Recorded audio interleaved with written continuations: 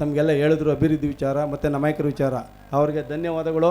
ಮತ್ತು ಈಗ ನಮ್ಮ ಮಳವಳ್ಳಿಯ ನಾಯಕರು ಹಾಗೂ ಇನ್ನೇನು ಮಾಡಬೇಕು, ಎಲ್ಲ ರಸ್ತೆಗಳಿಗೆ ಚಾಲನೆ ಕೊಟ್ಟಿದ್ದೀವಿ, ಕುಡಿಯೋ ನೀರಿಗೆ ಚಾಲನೆ ಕೊಟ್ಟಿದ್ದೀವಿ.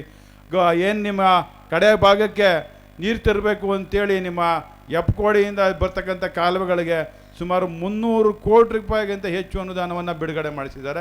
ಸನ್ಮಾನ್ಯ ಸಿದ್ದರಾಮಯ್ಯ ಸಾಹೇಬರು, DK ಶಿವಕುಮಾರ್ ಸಾಹೇಬರು, ನರೇಂದ್ರಣ್ಣನ ಒಂದೇ ಮಾತಿಗೆ ಅನುಮೋದನೆ ಕೊಟ್ಟವ್ರೆ.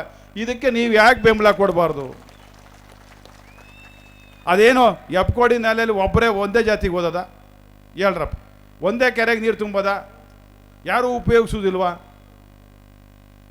ಮಾತು ತೆಗೆದ್ರೆ ಸುಮ್ಮನೆ ಅದನ್ನು ವಿರೋಧ ಪಟ್ಟವನ್ನು ಅನುಭವಿಸ್ತಕ್ಕಂಥದ್ದು ತುಂಬ ಕಷ್ಟಕರ ಆಗ್ತದೆ. ನಾನು ಅವನು ಸಾಯಂಕಾಲ ಒಂದು 10 ನಿಮಿಷ ಅರ್ಧ ಗಂಟೆ ಕೂತ್ಕೊಂಡಾಗ ಸುಮ್ಮನೆ ನನಗೆ ಕಣ್ಣೀರಾಕತ್ತಾನೆ. ಏನಯ್ಯ ನನ್ನ ಹಿಂಗಂತಾರೆ, ನಾನು ಏನಯ್ಯ ಏನು ತಪ್ಪು ಮಾಡಿದ್ದಾನೆಯ, ಏನು ಮಾಡಿದ್ದಾನೋ ಅಂತ. ಬಾರ ಹೆಂಗೆ ಏನು ಮಾಡಿದ್ರು ಏನಾರ ಒಂಥರ ಸಮಾಧಾನ ಹೋಗ್ಬೇಕು. ನ್ಯೂಸ್ ಫಸ್ಟ್, ನಿರ್ಭೀತಿಯಿಂದ ನಿಮ್ಮ ಪರವಾಗಿ.